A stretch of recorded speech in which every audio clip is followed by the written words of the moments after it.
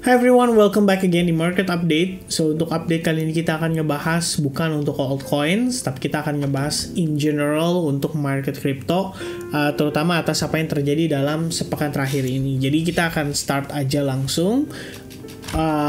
Intinya ya teman-teman, before saya start, kesimpulannya agak di depan nih. Intinya kita coba ngebahas ya, apa sih yang sebenarnya mempengaruhi market crypto selama sepekan ini.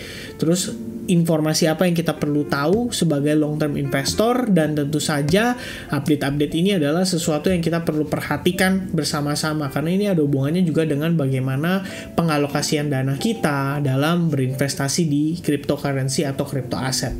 Jadi teman-teman harus tahu apa saja yang dibahas di sini harusnya memiliki pengaruh terhadap bagaimana market crypto ke depannya.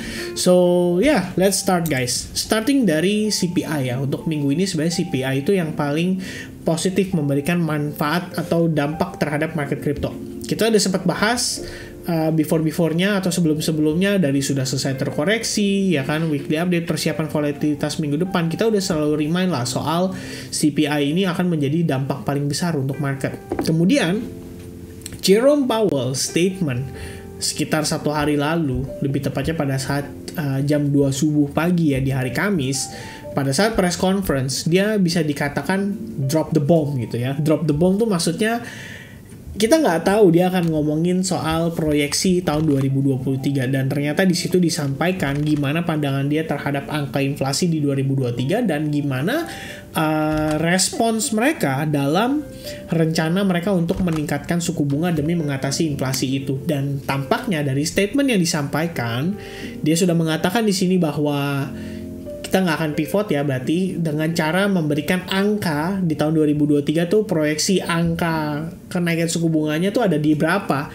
Dari situ sebenarnya kita udah ngelihat, berarti lu nggak akan pivot nih tahun 2023. Banyak orang beranggapan seperti itu dan ternyata dipatahkan dengan press conference kemarin. Dan inilah yang dianggap sebagai situasi sangat hawkish so far dari si Jerome Powell. Sementara dari statement tersebut, ini kita udah lihat udah ada satu tambahan perdagangan ya. Bisa dibilang di hari ini ada sesi New York, Asia, dan London itu sudah memberikan reaksi atau respon atas ya komentarnya si Jerome Powell ini. Dan kita sama-sama lihat hari ini market tertekan. Pada Bitcoin kita ngelihat dia terkena rejection, kemudian pada Nasdaq juga sama, cenderung turun, S&P 500 juga turun. Dalam 2 hari terakhir kita udah lihat harganya ini cenderung turun ya untuk Nasdaq dan S&P 500 dari segi value. Dan dari segi dolar index sendiri kita melihat ada indikasi reversal. Jadi buat kalian yang follow Instagram saya pasti tahu dong kalau saya ada sempat ngepost tentang chart pattern baru ya, yaitu yoga pose ya kan. Karena ini kalau saya ngelihatnya kayak orang lagi mau melakukan gerakan yoga, kayak ya teman-teman bisa bayangin kayak kurang lebih seperti itu.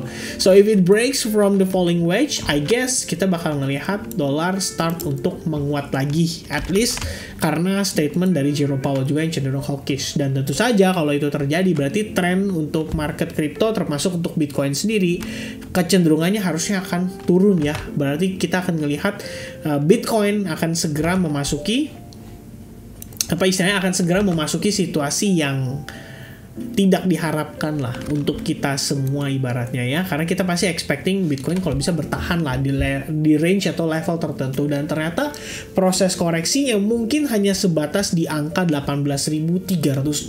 After that we see a rejection and then we're back to penurunan lagi ya. Istilahnya kita akan ngetes level-level support majornya. Nah, itu dari sisi makroekonomi. Sekarang kita bahas dari sisi internal market crypto. Rupanya guys, apa yang membuat Bitcoin hari ini terkena dump itu karena ada statement yang dikeluarkan oleh salah satu company yang melakukan proof of reserve terhadap Binance, yaitu si Mazars Group. Ya, saya cukup yakin teman-teman pasti udah tahu lah berita ini.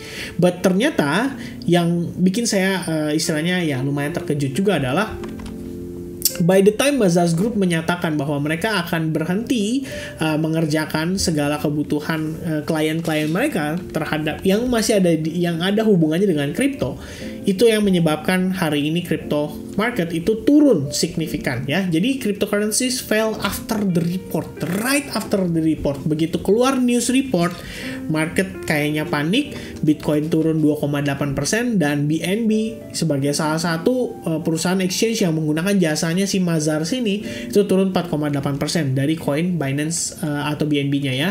Dan tentu saja di sini membuat para investor tuh jadi panik, berpikir bahwa waduh ada apa nih, kenapa tiba-tiba perusahaan audit ini memutuskan untuk berhenti melakukan proof of reserve-nya itu. Apa jangan-jangan ketemu satu atau dua faktor yang sebenarnya berbahaya untuk kredibilitas mereka ya. Jadi sebenarnya itu yang mungkin membuat market panik. Pada dasarnya ini kalau dari saya, ini seandainya saya dari sisi perusahaan auditnya ya, saya lihat kondisi saat ini itu berita fear lagi ada di mana-mana. Berita yang membuat khawatir Binance tuh lagi di mana-mana. Kevin O'Leary lagi nyerang Binance, kemudian kita sama-sama tahu SBF ya dengan rekanannya di media beberapa hari lalu tuh menyerang Binance, dan Mazars ini adalah the only company dan dia sebelumnya netral karena dia sebenarnya perusahaan audit yang ibaratnya ya teman-teman tahu sekarang itu dipercaya gitu loh oleh publik, terutama buat mereka-mereka yang bertransaksi di industri kripto. Sekarang kebayang nggak teman-teman kalau tiba-tiba Mazars memberikan jempol ya, Binance oke, ya kan, Crypto.com oke, KuCoin oke, mereka lolos proof of reserve-nya, kita percaya company ini aman. Semua publik akan suddenly berpikir bahwa oke, mereka aman dan lain sebagainya. Ternyata ada satu atau dua poin yang mereka nggak bisa bedah, mereka nggak bisa cari tahu, dan ternyata ya another FTX ada di antara crypto exchange yang besar-besar ini ya. Dan itu yang sebenarnya dikhawatirkan, saya rasa ya, dari para pelaku pasar gitu.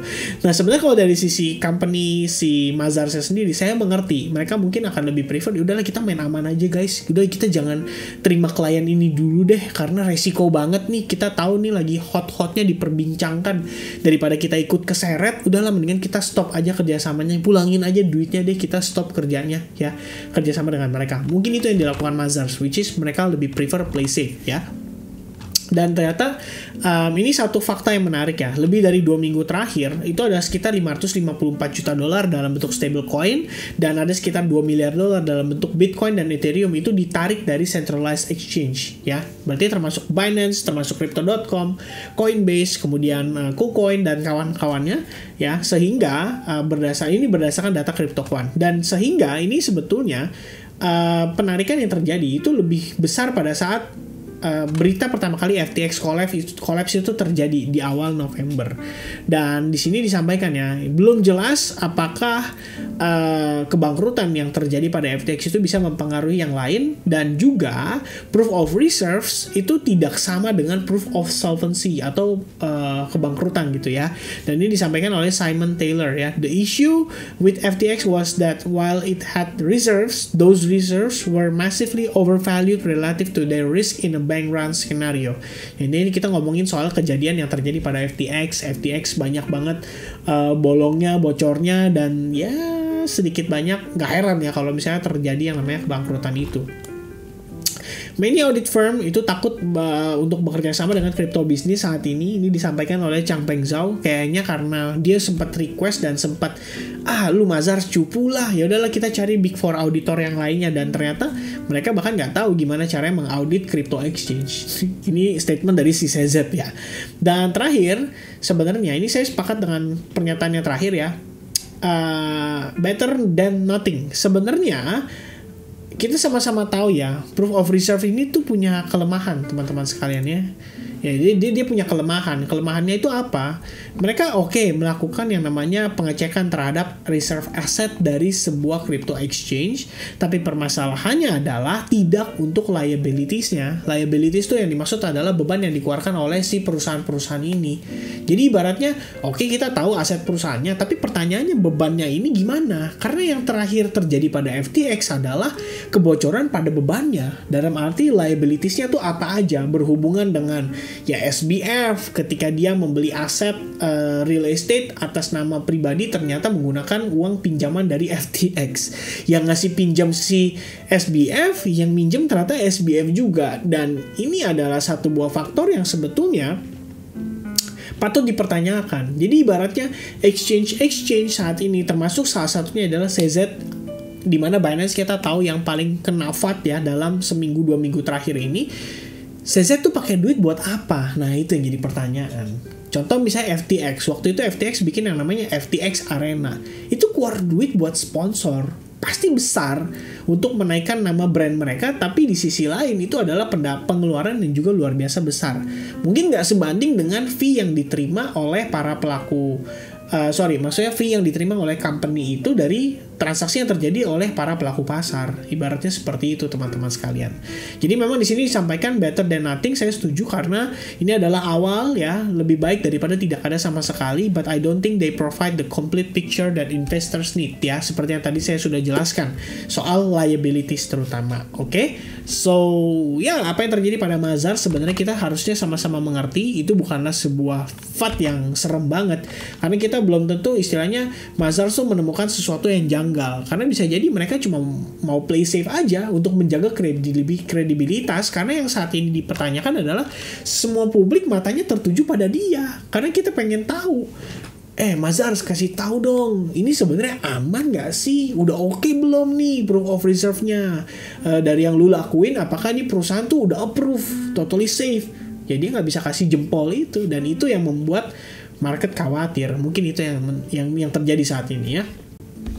Ya, kira-kira seperti itu teman-teman. Jadi di sini saya menyampaikan blockchains are public permanent record, it's the most auditable ledger, dan saya setuju. Jadi memang yang namanya blockchain itu ya memang sudah transparan. Jadi sebetulnya tanpa adanya Mazars melakukan audit sekalipun, kalau ada orang yang benar-benar ngerti dan memang fokus di blockchain, dan mungkin ada orang yang bisa dibilang bukan orang ya, kita bilang ada sebuah tim lah ya yang dibentuk untuk melakukan yang namanya identifikasi atau melakukan penyelidikan terhadap exchange besar ini, itu sebenarnya bisa dilakukan karena kan mereka simpen asetnya juga di blockchain ibaratnya, ya kan?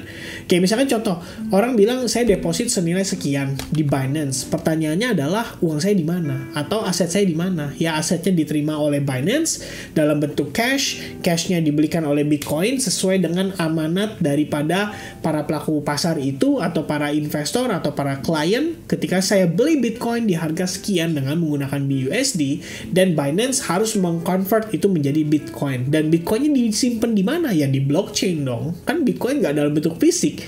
Nah, ketika disimpan di blockchain itu sudah transparan dan sebenarnya sudah bisa istilahnya diidentifikasi, atau bukan diidentifikasi kita memang bahasanya, sudah bisa diselidiki gitu loh. Tapi permasalahannya sudah ada belum ya istilahnya perusahaan yang memang khusus untuk melakukan penyelidikan terhadap ya blockchain yang saat ini digunakan gitu. Kira-kira seperti itulah teman-teman ya. Jadi memang saya setuju sama CZ, tapi at the same time kita mengerti lah situasi pada Mazars gitu.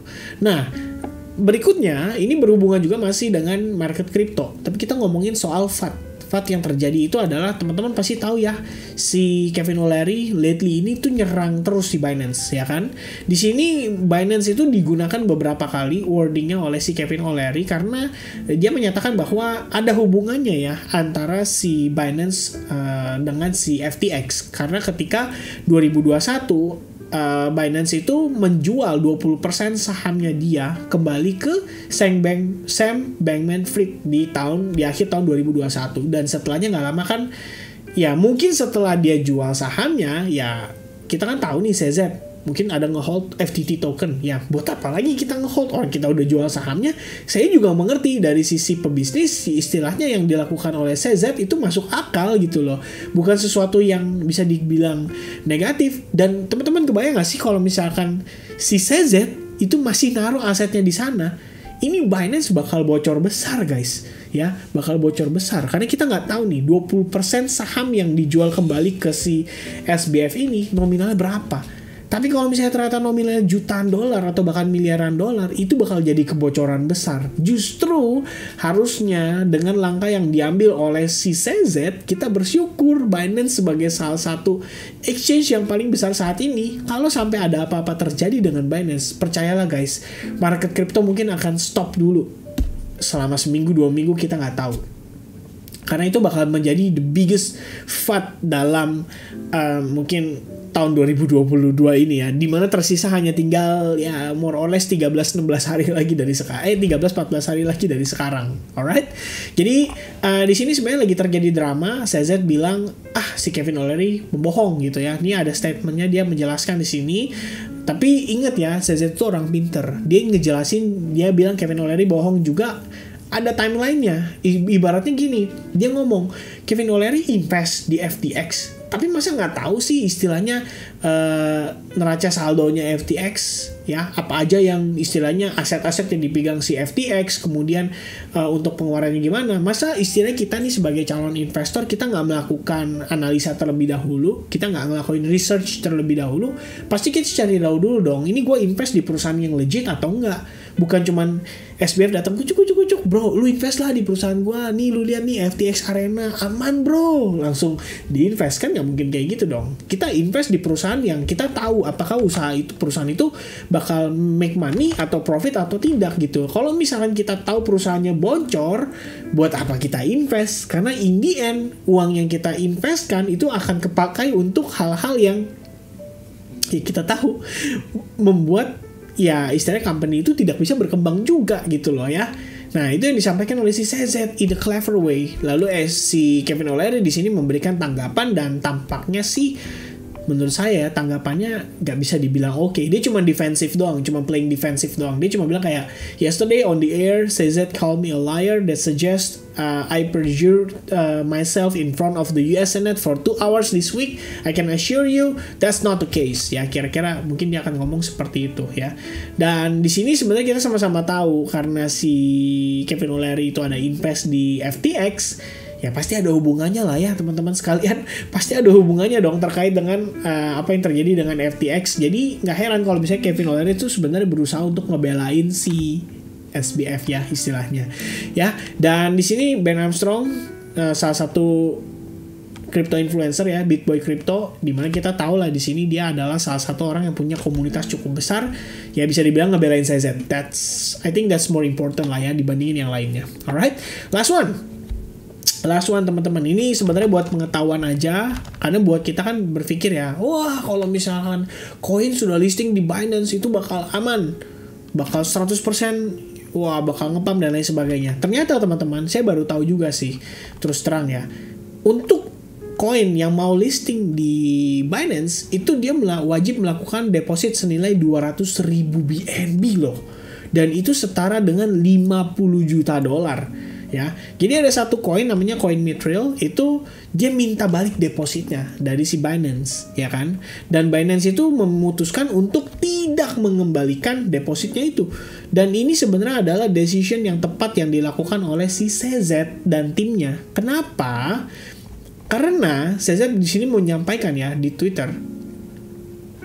He said on Twitter that since the website of the project was offline, the Mithril team violated the listing terms. Ya, jadi kenapa si Binance itu minta deposit? Karena deposit itu dimaksudkan untuk sebagai jaminan. Kalau istilahnya company lu nih atau koin lu, kripto lu masuk ke Binance, lu harus menunjukkan keseriusan sama kita bahwa lu akan ngejalanin project ini sampai istilahnya ya benar-benar community ini bakal lu support, istilahnya community crypto ini bakal lu support, dan kita bakal istilahnya mensupport juga untuk project lu bisa berkembang gitu loh ya. Your token price is way below the trigger levels. Reading the comments, your website is offline, kata si CZ. Kenapa ya? Ini alasan kenapa dia nggak mau balikin depositnya si Mithril.